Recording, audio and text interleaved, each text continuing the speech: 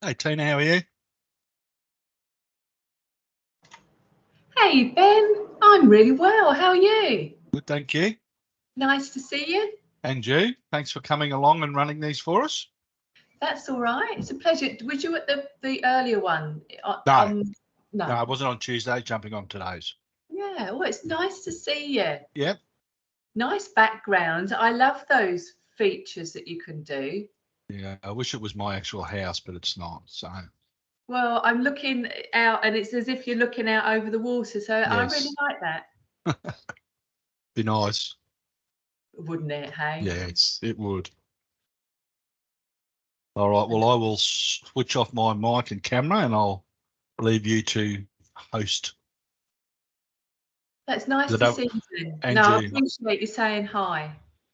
See ya. See you, Ben. And hi to everyone else that's joining as well. I'll just give it another couple of minutes and we'll see who we've got.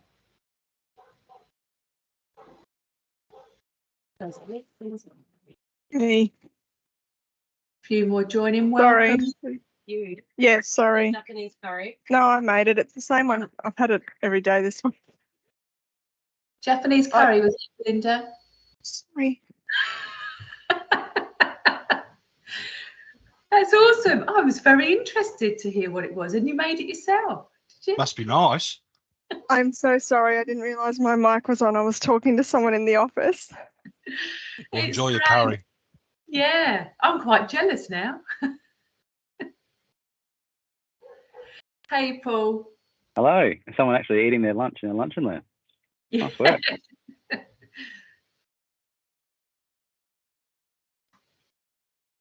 Okay, I'm just going to get myself ready, Paul, by everybody joins. I've got hay fever today.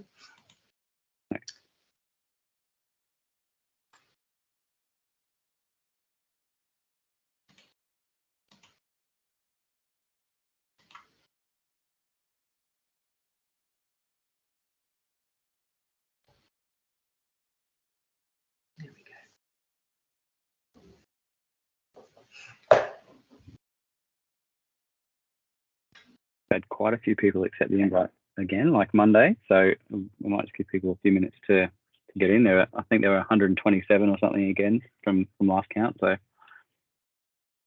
That's great. That's good to people hear. some time to get their curries warmed up and get ready to go. Yeah.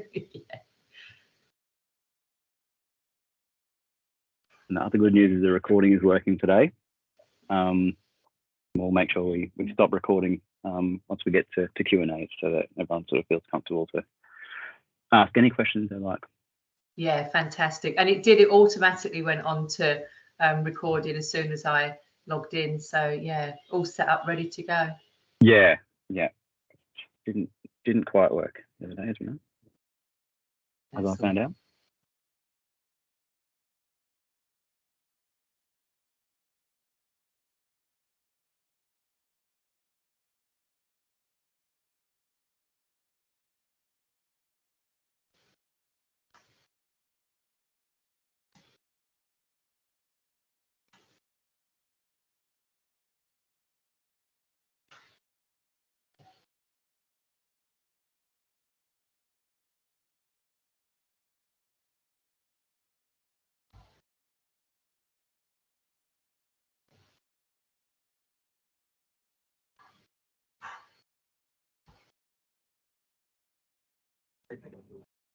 I can see the tally slowly creeping up. Seems to have slowed. Why don't we make a start? People can join in as they're able to. Yeah. So thanks everyone for coming along. Second Lunch and Learn we've had this week on the topic of psychological health within the context of hybrid work.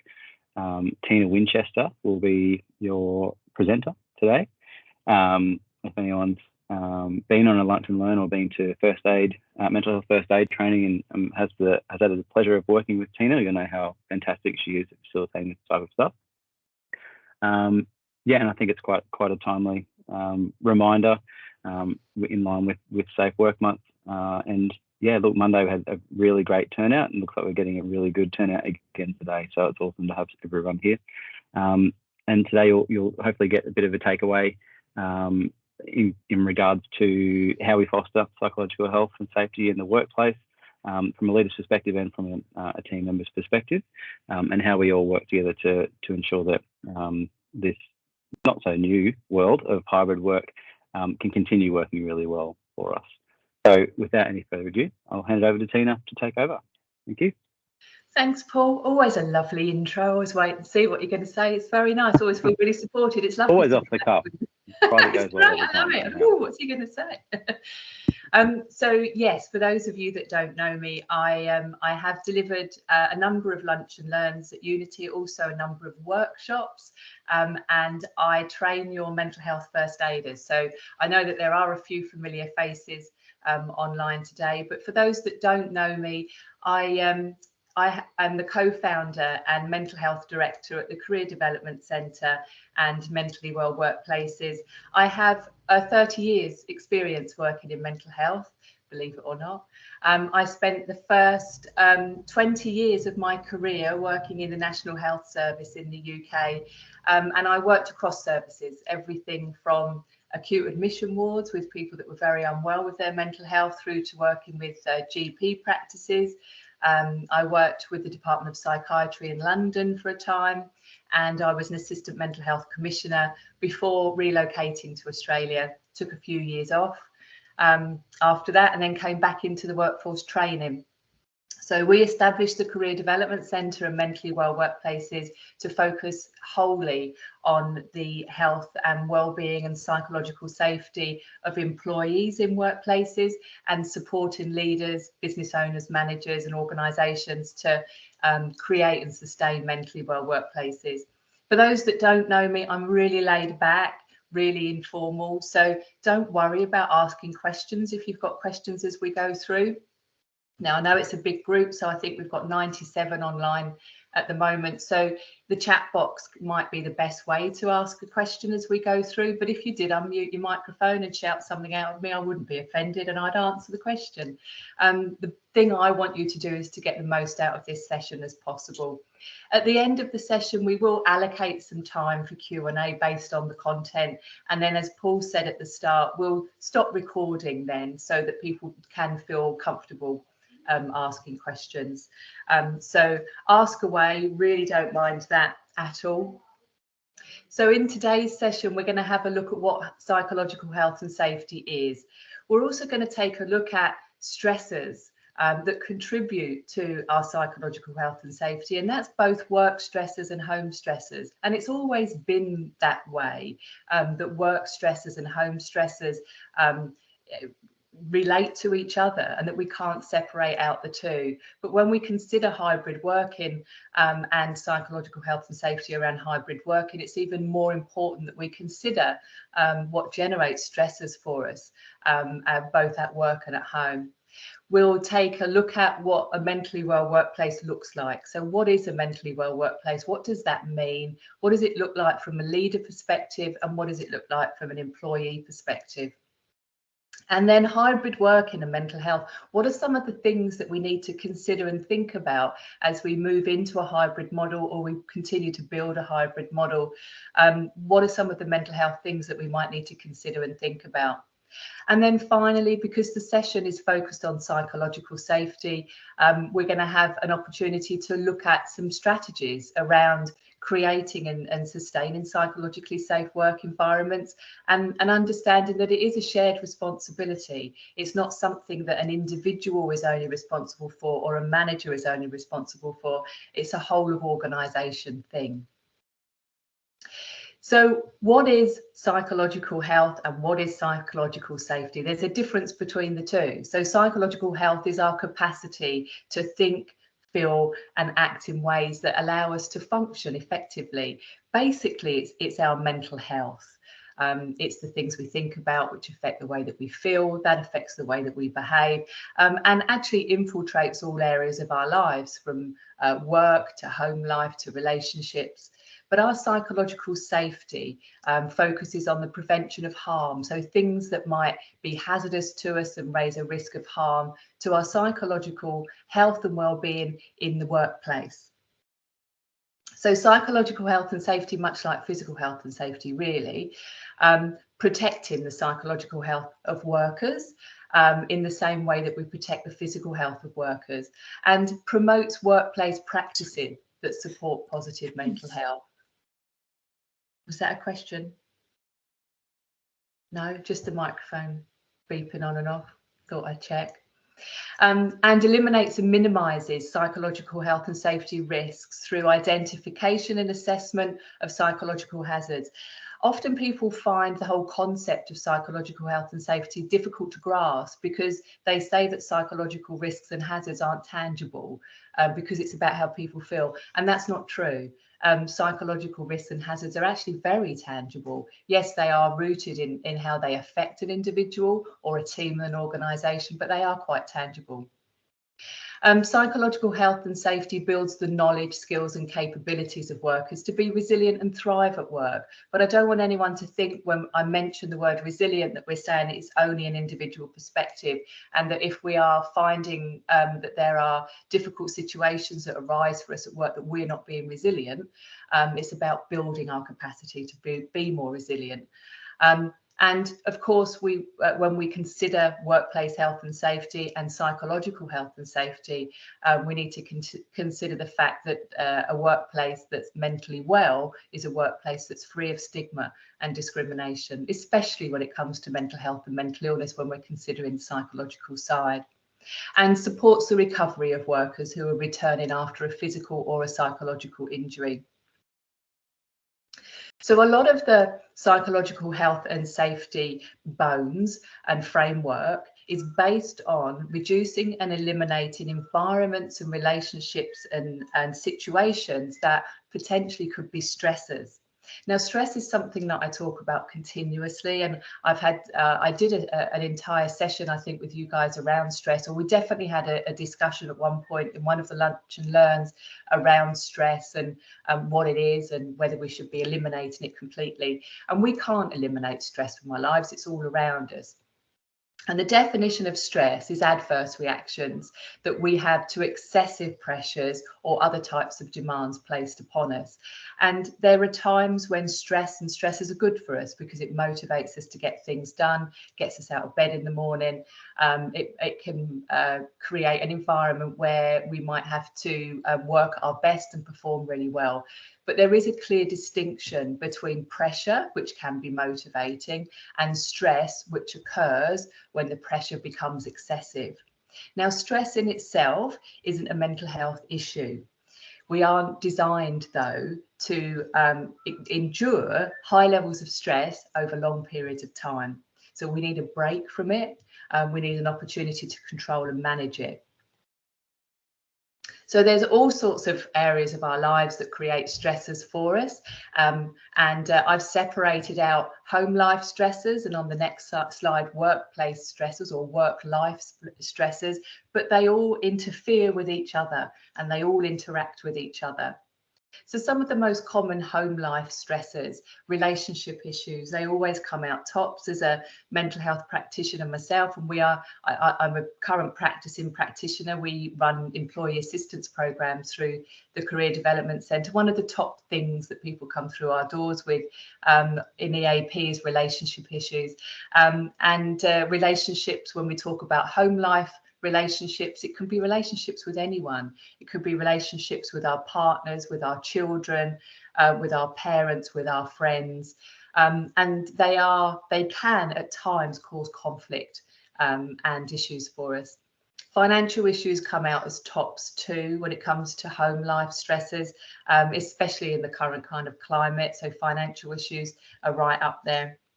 And then parenting and carer responsibilities, not just the complexities of relationships in our parenting and carer roles, but the responsibilities that go along with that, the life admin that we have to do, the logistics of it, the franticness sometimes of getting things done, and that can be a stressor for us.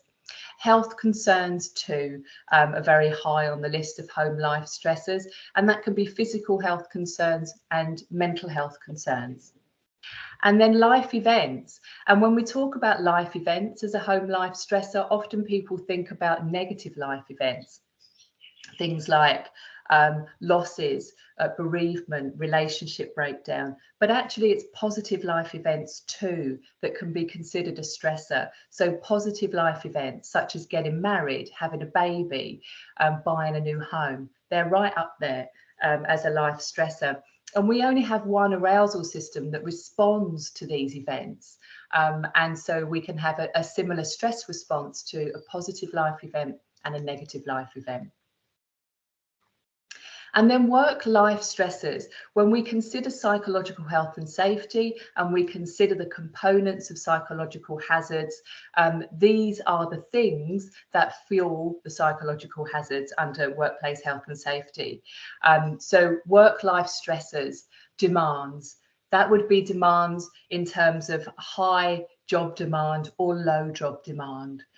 So stress will be generated for us because there is excessive work expected of us, or expectations are very difficult to meet, or even low job demand in terms of monotonous work or work that is sedentary for us. Control, this is quite an important one. So control over our ability to manage our working day. There are two main pillars of mental wellness to consider. One is autonomy and control, and the other is social connectedness. And so if we don't feel as if we have any autonomy and control over our lives, over our working lives, it can be a stressor for us. And then support. If we don't feel as if we receive adequate support, or the support is not available to us, or there aren't resources of support available to us, that's considered a work-life stressor. And relationships. human beings are complex. Unfortunately, we actually do need to rely on other people, even though we tell ourselves that we can kind of go it alone and I've got this. We are tribal. Human beings are tribal. We need to be connected with other people, and our relationships are important to us. And our work-life relationships with our colleagues, with our peers, with our managers, if it's not working well for us, will be a work-life stressor. In fact, there was research that showed that our relationship with our manager at work can actually have as much impact, if not more impact, than the relationships that we have with our family members and our friends. Other work-life stressors is around our role. And that would be around role clarity, so understanding what our role is, expectations of our role, and whether our role is conducive to our skills and our abilities, or has actually been established in relation to somebody else's skills and somebody else's abilities. One of the ways that we can kind of consider the parity between physical health and mental health in the workplace when thinking about role demands is, if I was in a role that required me to lift heavy objects, and I was only able to lift 10 kilos and my role tells me I've got to be able to lift 20 kilos because the person that was in the role before me, who had much more experience and much more physical strength, was lifting 20 kilos, that's not going to be something that I can achieve. And so we might need to make adjustments in the role whilst I build up my capacity. So make adjustments in the role. I can carry 10 kilos at a time until I build up my strength. And we need to consider that too, with that parity with physical health and mental health, because physical load and mental load is what we're actually looking at. So we do need to consider the individual too. And then finally, on work-life stresses is change. It features heavily in work psychological risks and hazards. Poor organisational change actually has a real impact on an individual and a team and a wider organisation. I'll just make sure I've not missed any questions, because I actually haven't got the chat box open. I don't think I have, but I have actually missed things in the past, and it didn't go, I didn't like that very much. Right, okay, no, I haven't missed anything. So managing hybrid working, there's a lot of organisations that are adopting this approach to our ability to work in the office as well as external to the office. And there's a lot of different ways that people approach it. What tends to be missed when considering psychological health and mental health when it comes to hybrid working is we tend to work off of the same structure and framework as we did in the past and just try and make it kind of adapt and work. And previously, we approached work and non-work discussions separately with people. Even if there was an underlying expectation that people would leave their home life at home and their work life at work. We can't do that. We've never been able to do that. And the hybrid working model just brings that up to the surface in terms of we cannot approach it separately. When we did approach it separately, what actually happened is that home stuff just got left to one side and it was never discussed.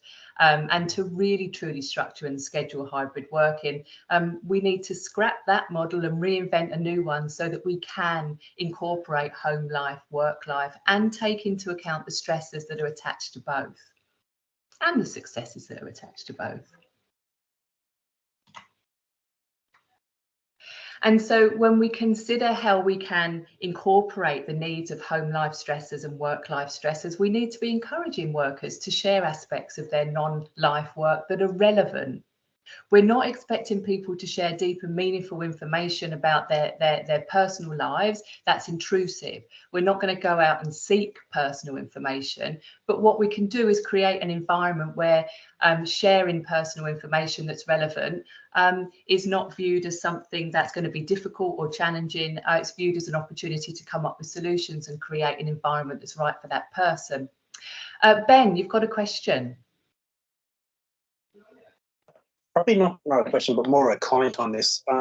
Something that in my branch, so I'm the manager of capital delivery, but when we moved into COVID and this whole work from home transition, what we actually found was an unintended consequence was we kept catching up in a for so-called virtual drinks, where everybody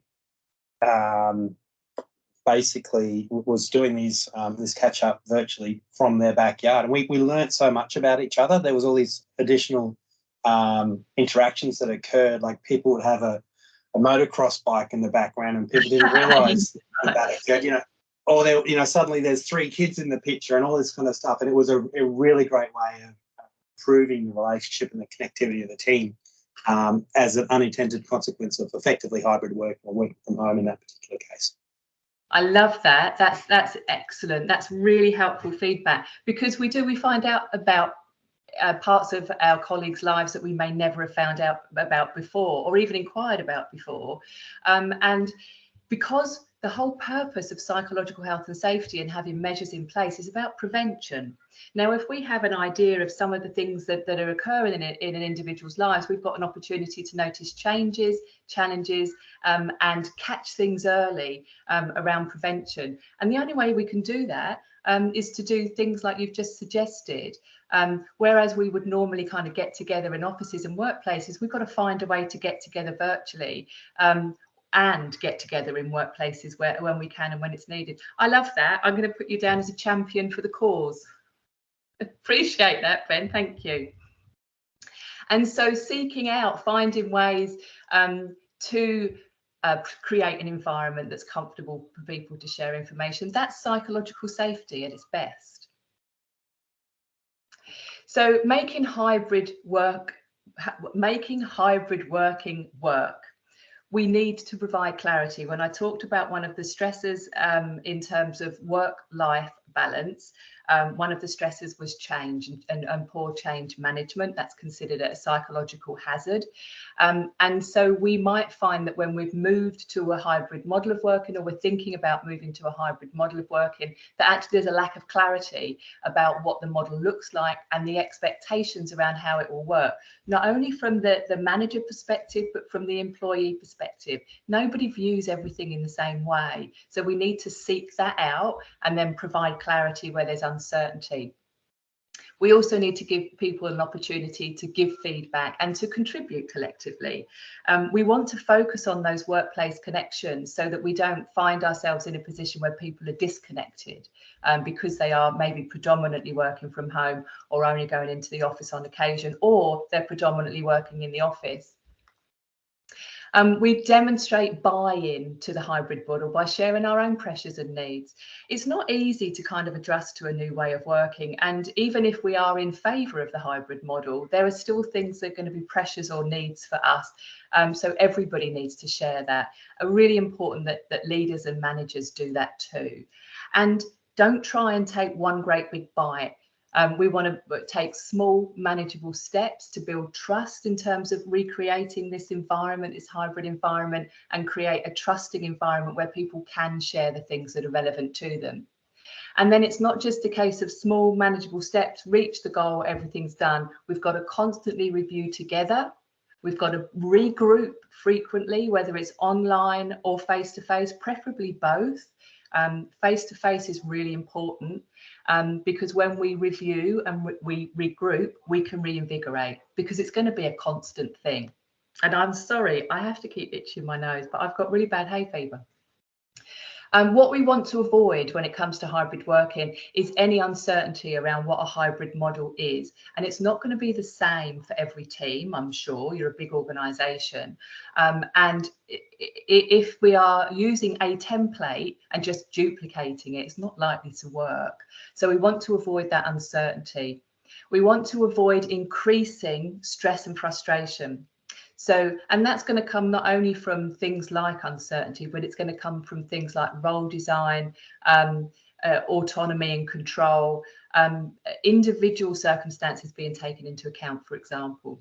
Poor communication. I'm sure that every workplace in Australia, every day, somebody somewhere is talking about poor communication because communication really is key. And so we want to make sure that we pay particular attention to good communication. And other things we want to avoid, of course, we want to avoid that lack of support. And one of the ways that we can really find out about creating a supportive work environment is to ask individuals, what does support look like for you? Because what it looks like for me is going to be different to what it looks like to somebody else. We also want to avoid micromanagement. We have to trust our staff. And when we find ourselves wanting to micromanage, I want you to pull yourself up and actually have a conversation with yourself about what is it I'm trying to determine here. Is it a conversation, a constructive conversation that needs to take place rather than micromanagement? And we definitely want to avoid disconnection. Very easy for us to just gently kind of fade away when it comes to predominant remote working or a hybrid model where we spend a lot of our time isolated or working on our own. We need to work really hard to avoid disconnection. So there are pros and cons, of course, to hybrid working, and it's going to be different for everybody. But some of the pros are the opportunity for flexible working. We can take into account the fact that we are, sometimes at some points of the day we're much more productive, and other points of the day we're not, and everybody's going to be different. So when we have the opportunity to have autonomy and a flexible approach to our work, it's a pro. The reduced commute comes up all the time, and I couldn't leave it off the list because it is a plus for a lot of people. But there are others that say that the commute that was actually part of their opportunity to prepare themselves for the working day or leave the working day behind as much as they possibly could. And then some people miss that. I don't. Also, pros to hybrid working is increased job satisfaction, that ability to choose a work location and the opportunity to create better work-life balance. Some of the cons, though, that we need to be taken into account is that isolation, that opportunity for us to kind of fade away. That we miss opportunities when people fade away and isolate. We miss opportunities to pick up on some of that prevention stuff and recognizing some of the signs and symptoms that somebody may not be traveling so well, and an opportunity for us to have a conversation that's supportive. Difficulty switching off. Our devices are around us all the time, and when we are working from home predominantly or part of our week, sometimes we can have difficulty switching off. I know there are plenty of people that have difficulty saying no to themselves. Once I've logged off, I'm logged off. Actually, I'm just going to check this, or I'm just going to check that. So Ben's asking, a hybrid working edition Pro is more sustainable, reduced commute, which results in sustainability benefits. Yes, it does. Reduce fossil fuel as an example. Yeah, they're good examples. I should add them to my list. Yeah, definitely. And the stress of a commute. Gosh, we'll add that on there. I might do commute as a whole new slide. And then what else have I got? Communication challenges. So not being able to directly go to somebody and ask a question or seek support, we actually have to seek out particular communication routes to speak to somebody. And then lack of social interaction, I've already mentioned. Technology related stress, I can relate to this one, but when we're predominantly in an office environment with people around us, when we have technical issues, we often have expertise to draw on. With the hybrid model, if we experience technology difficulties when we're working from home, that can be really stressful and frustrating. And then the blurred boundaries, that's the thing that when we first worked from home during COVID, one of the things that came up as one of the major stressors and is probably continued, blurred boundaries. Are we actually working from home or are we sleeping at work? And so if we do have difficulty switching off, if we do find that we're working longer hours, we're actually sleeping at work and we're not working from home. So what is a mentally well workplace? Well, in a nutshell, a mentally well workplace is one where we feel respected, we feel supported, and that we can speak freely about our concerns or our stressors, and we don't worry about any repercussions. It's where we support everybody to identify and manage potential risks and well-being. And we foster a culture of inclusion and take action to address any behaviours that can impact negatively on an individual's mental health and well-being. And that includes discrimination, which I've already talked about, but it's so important. I've added it in there twice. So a mentally well workplace from an employee perspective, I'm seen as an individual, not as a number, not as a commodity, but I'm seen as an individual. and I'm valued. And the only way people will know that they're valued is because of the feedback that they get from their colleagues, their peers, and really importantly from my managers and beyond. And I feel able to show when I'm vulnerable. That doesn't mean that I'm encouraging people to come into work and cry at the drop of a hat, and start hugging trees and talking about their relationship with their parents, and have long drawn out conversations. But when I am vulnerable, and let's face it, we all are at some time, I feel able to show up and be vulnerable without fear of kind of ridicule or repercussions. I have reasonable work demands. I've already talked about that. And I feel as if I have some kind of control and autonomy. And there are some roles where we have limited control and autonomy. So we have to manage that. And then, of course, from an employee perspective, from an everybody perspective, a mentally well workplace is a workplace in which I feel safe. And then from a leader perspective, I understand productivity in people, which means I understand that it ebbs and it flows. We cannot expect people to be switched on and 100% productive 8 hours a day, 9 hours a day, 10 hours a day, whatever hours you're working, because human beings are not productive consistently through the course of a day. It does ebb and it flows, and in fact it tends to run in about 90-minute cycles. So we tend to do pretty well. We'll drop in productivity as the 90 minutes goes through, and then we need a bit of a refresh and we'll come back to it. Also, we need to take into account when it comes to productivity ebbing and flowing is that we all have what's known as a diurnal variation in our mood. So there'll be times of the day when we are more energized, more switched on, more motivated, more focused, and other times of the day when we're not. And it's a variation across the day. And for me, it's first thing in the morning. I'm actually quite energized first thing in the morning. Come 3 o'clock, I'm just doing the barest minimum and the admin stuff. And everybody's going to be different, and leaders need to understand that. We all need to understand that about ourselves. And then also from a leader perspective, I'm open about my mental health. Again, we're not expecting people to create therapeutic environments in workplaces and start talking about heavy stuff constantly, but admitting to being flawed, admitting to having difficulties in our lives. And I show when I'm vulnerable. And of course, when it comes to workloads, we want to be consistently reviewing workloads and demands. That way we can address that particular psychological hazard, and we've got an opportunity to reduce the risk associated with it and make adjustments for the individual, not for the role. Make adjustments for the individual.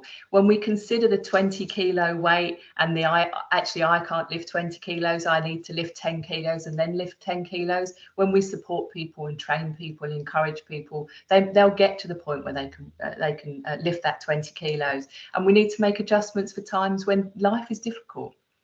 And I empower my staff through mental health education such as this, and mentor staff to prioritise mental health in the workplace. And one of the best ways we can do that is role modelling. I don't know if you're familiar with Google's Project Aristotle, but it was an interesting piece of research that I just want to refer to on this one slide. In that, Google's Project Aristotle was a study that was undertaken to identify the key factors that makes a successful team. And originally, when the research was embarked upon, it was thought that diversity, so lots of different kind of viewpoints, views of the world, lots of different skills, talents and attributes, and demographics, so who the individual is, their social circumstances, where they're from, their age, that kind of thing, would have the biggest impact. And actually, they were really quite shocked to discover that psychological safety was the most important factor for team success. So if your aim is to grow really successful, high-functioning teams, psychological safety is something that needs to be right at the top of the list. You can look up Google's Project Aristotle. It's a really interesting piece of work. So psychological safety, when we think about psychological safety, we need to appreciate the fact that it is a shared responsibility that we all play a part in. It's not a binary on-off phenomenon. It's not, we're looking at psychological safety today and we're not going to look at it tomorrow. It's not a, we've established psychological safety, so we're going to use this same model forever. It's a dynamic that's constantly changing throughout a team's journey. We only need to add in a different personality to a team, and everybody will be familiar with how things will change and then reform. And psychological safety is ever growing. And it needs to be a journey that we're all on together. So when thinking about creating a psychologically safe work environment, what can I do as a leader? Well, we're encouraging everybody to do some of these things, but from a leader perspective, what we're encouraging leaders to do is demonstrate empathy. That's not about feeling things with people, walking in the same shoes as somebody. It's about cognitive empathy. And what that means is perspective taking. So tell me what it's like for you. What do you think about this? What do you feel about this? And then demonstrating cognitive empathy in terms of an understanding, truly trying to find out what it is that's going on for someone and how they might need to be supported. And we're going to need to demonstrate active listening. And that means zipping it, being present, truly listening to what it is that the person's saying and demonstrating that we are listening to them. And demonstrating vulnerability. And I think sometimes when we talk about vulnerability, people think it means standing up in front of people and kind of shaking and being scared and crying. And it isn't that. It's simply an admission that, you know, there's been times in my life that's been difficult. And encourage open communication, no back channeling. And back channeling is really quite psychologically damaging. We need open communication, and we need to provide and seek constructive feedback. And remember that constructive feedback isn't always about criticism. You know, when we seek constructive feedback, it can be an opportunity for us to do better and be better, and grow from it. There's a growth mindset. And what can I do as a leader? Recognise and acknowledge workers' efforts. Again, we're not talking about, you know, false praise or patting people on the back and you know, making a big thing out of something that you consider to be part of somebody's job, and that. But recognise when people have gone the extra mile. Recognise when they've done a good job. When we get positive feedback, we're much more likely to work better for our managers and leaders. And then when we do need to give some kind of constructive feedback that could be areas for improvement, it's going to land better. And we're going to empower workers to share ideas, take risks and challenge assumptions. Assumptions don't serve us very well at all. And provide opportunities for growth. Let workers know that there is an opportunity for them to train, gain more skills, grow their social skills, grow their own understanding of psychological health and safety, and contribute in that way. And then what can I do as a worker? Well, if we do have issues that we need to raise in the workplace, and if we pretend there aren't any issues around us, that's denial, and that's not a good place for us to be. But when we do have issues, we need to respectfully raise issues with relevant others. Again, no back channeling, no gossip. What we have a tendency to do as human beings is, when our back's against the wall, we want to find allies. When you find yourself finding allies, pull yourself up and remind yourself that part of a psychologically safe work environment is actually respectfully raising issues with relevant others. So having a conversation about some of the things that might be concerning you, and not leaving it until you get to the point that you want to kind of explode.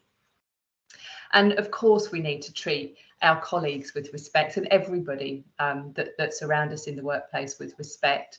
And that requires us to practice active listening for the information that's being shared with us, and offer support to others. And again, we're not creating a therapeutic environment. We're not saying that you've got to sit and talk about people's issues. But if you see that somebody may be struggling, offer support. And you're not expected to know what support is needed. All you need to do is say to somebody, is there anything I can do to support you? What do you need right now? And we need to, as part of our own duty of care as individual workers in in workplaces, develop and encourage our own healthy coping strategies to manage stress. Now, we can't eliminate it, but if we pretend that there aren't stresses around us, and we find ourselves going down the road of unhealthy coping strategies or not even trying to do anything at all, that's not going to contribute to a psychologically well workplace. So we can develop and encourage healthy coping strategies, and seek support when needed. Not an easy one, but one I want people to really take on board, is that there is a requirement for us to actually be accountable to and say, yeah, this has been difficult for me, or I'm not sure about that, or it isn't working out for me. And so there are 4 stages of psychological safety. Now, you will get a copy of this slide deck to refer to. You haven't got to remember all of it. I've put a lot of information in these particular lunch and learns so that you can take away and refer back to it. So it's a lot of information. But the 4 stages of psychological safety, this is according to Dr. Tim Clark.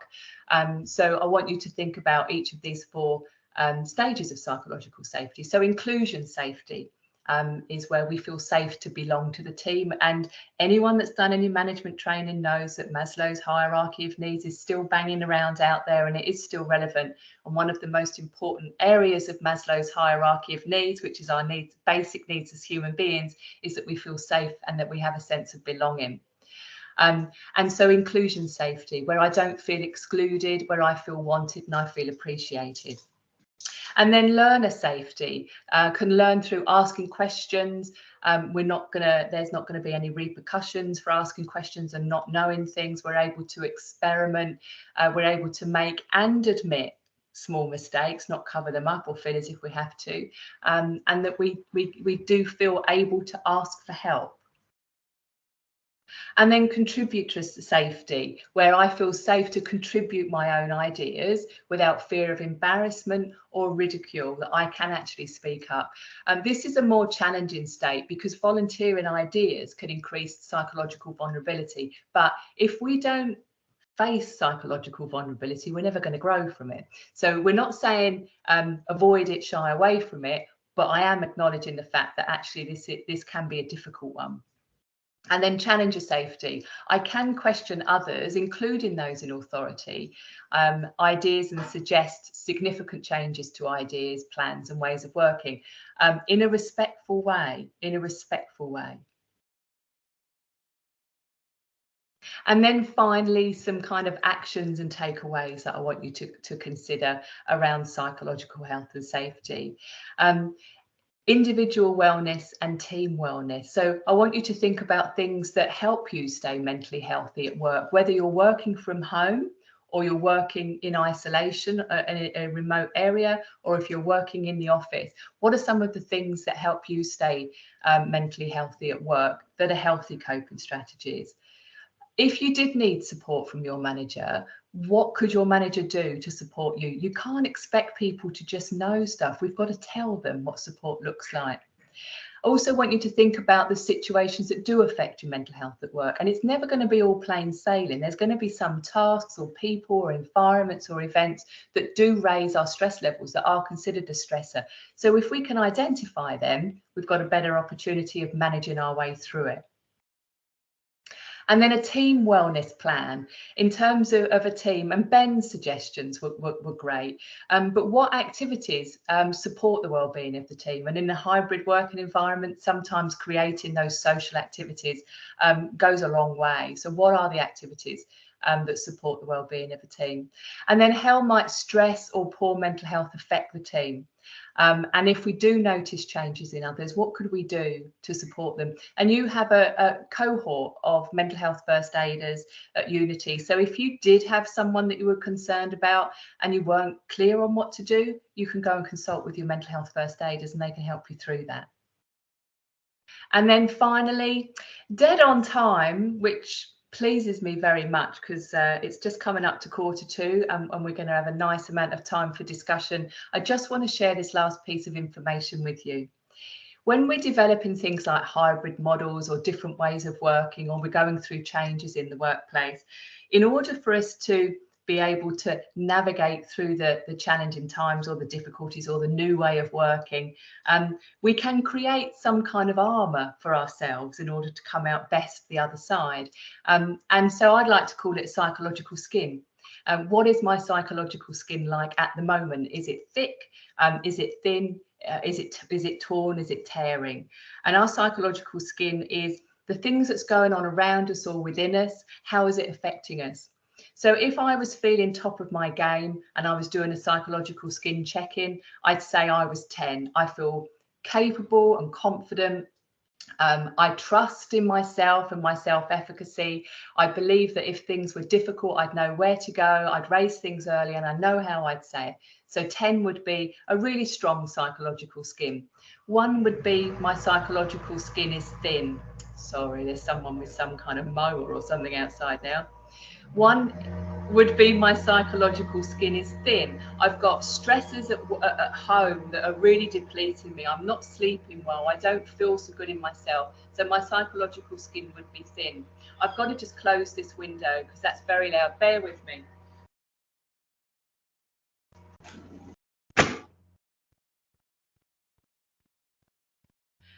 Thank you for bearing with me on that. And so when it comes to things that we know improve our psychological skin, good sleep, really important. I'm not going to go on about that. I talk about it a lot. But if our sleep is poor, our psychological skin will be thin. We know that human beings need to move around more than they do. So if we are sedentary, if we're sitting at a desk a lot, whether it's at home or at work, we need to move more. Nutrition, food and mood affect each other. The things that we eat does affect our mental health and our psychological well-being. I'm not saying live off of a diet of broccoli constantly and never have a burger, but we need to be incorporating good nutrition into our diets every day. And our internal dialogue, pay attention to your internal dialogue. What are the things that you're saying to yourself? Because actually it isn't situations and events that we respond to, it's the stuff we tell ourselves about it. So if your internal dialogue you find is quite negative and you're berating yourself a lot and you're giving yourself messages around, I never get this right, this is terrible, I'm a terrible friend, a partner, worker, whatever, pay attention to that internal dialogue, because the likelihood is that you're bullying yourself and that's unfair. And then consider your social supports. Who around you do you trust? Who can support you when life might be difficult and things are challenging? And find your joy. Find your joy. We need to be seeking joy throughout the course of our day, things that make us feel peaceful and content, because it actually gives us a much better chance of dealing with the stresses when they come along. And in the words of Steve DeShazer, who was the founder of Solution Focused Therapy, one of his most famous quotes is to find out what works and do more of that. And that's in relation to psychological skin, as well as some of the issues that we've talked about in terms of hybrid working. Apologies for having to jump up and close the window. I hope that it wasn't too loud for you. So we have 10 minutes available. I mean, I can stay on for longer than that if needs be, but we do have an opportunity for questions if anyone has any questions or statements or comments or compliments.